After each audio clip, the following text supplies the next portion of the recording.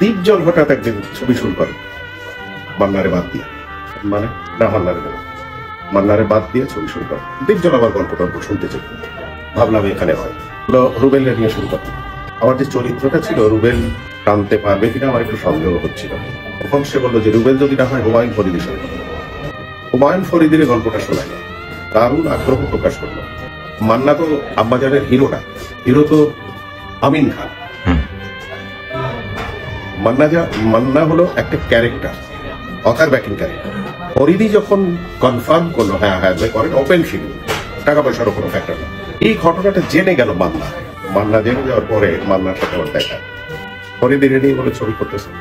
তখন তাকে রাগ করে বললাম, দীপজলের সাথে কি তোর গন্ডগোল হয়েছে আমি জানি না, কালকের মধ্যে মিটমাট করে দীপজল যেন আমাকে এই ছবিতে কাছে ঢোকে নেওয়ার জন্য সেই ব্যবস্থা কিভাবে করবি আমি জানি না। তারপর আমি তাকে বললাম যে তোর জীবনের একটা শ্রেষ্ঠ ছবি তোর লাইফ থেকে মাইনাস হয়ে যাবে।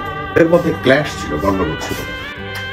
এই গন্ডগোলটা মুহূর্তের মধ্যে মান্না ম্যানেজ করে, ছবির খাতিরে ম্যানেজ করে, দীপজলকে ম্যানেজ করে সে দীপজলকে ওপেন শিডিউল দিয়ে দিয়েছে। আমার একটা কথা যে তোর জীবন থেকে একটি ভালো ছবি চলে যাবে।